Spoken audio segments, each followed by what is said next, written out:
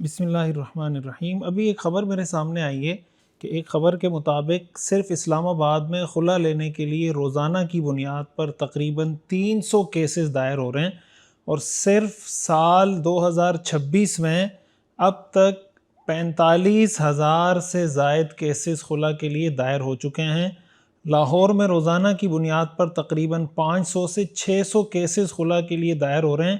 اس حساب سے لاہور میں 2026 میں 70 سے 80 ہزار کے قریب کیسز صرف خلا کے لیے دائر ہو چکے ہیں، اور ظاہر ہے کہ ہمارے ہاں جو عدالتی نظام ہے اس میں جب خلا کے لیے عورت خلا کا کیس دائر کرتی ہے تو اس کا مطلب یہ ہوتا ہے کہ اس کو یک طرفہ خلا دے دیا جاتا ہے، جو بہت سی صورتوں میں شریعت کے نقطہ نظر سے وہ خلا نافذ بھی نہیں ہوتی، اور پھر اسی خلا کی بنیاد پر یہ عورتیں آگے دوسری شادی بھی کر لیتی ہوں گی، دوسرا ظاہر نکاح بھی کر لیتی ہوں گی۔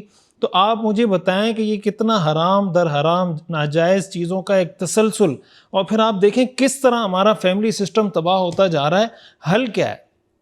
ہم کب ان چیزوں کے حل پر غور کریں گے؟ فلموں ڈراموں سے اور سوشل میڈیا اور ٹک ٹاک کی دنیا سے نکل کر حقیقی جو ہمارے مسائل ہیں ان کو سوچیں گے۔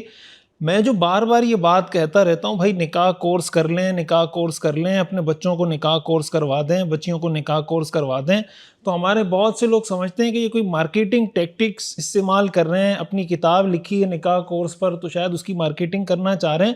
بھائی آپ ذرا اس بات پہ غور کریں نا کہ یہ کتاب آخر لکھی کیوں گئی؟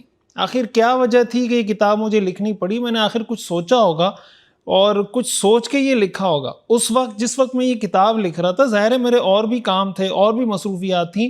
انہی چیزوں کو سامنے رکھتے ہوئے مجھے پتا ہے کہ ہمارے ہاں شادی کے بعد جتنے مسائل ہوتے ہیں، اس کی بہت بڑی وجہ یہ ہے کہ ہم شادی پر، نکاح پر لاکھوں روپے کا خرچہ کر دیتے ہیں، لیکن نکاح سیکھتے نہیں ہیں، نکاح سکھاتے نہیں ہیں اپنے بچوں کو، بچیوں کو۔ ایون کہ ہمارے جن لوگوں کی شادیوں کو 30 40 سال ہو گئے، ان کو نکاح کے بیسک مسائل نہیں پتہ ہوتا، طلاق خلا کے مسائل کا پتہ نہیں ہوتا۔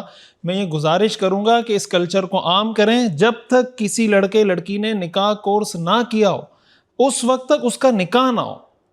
میں تو یہ چاہتا ہوں کہ ہم اس کلچر کو فروغ دیں کہ بھائی نکاح کورس کا سرٹیفکیٹ آپ کے پاس ہوگا تو آپ نکاح کے لیے ایلیجیبل ہوں گے، ادروائز آپ نکاح نہیں کر سکیں گے۔ میں یہ نہیں کہہ رہا کہ آپ جو میری نکاح کی کورس کی بک ہے آپ وہی خریدیں۔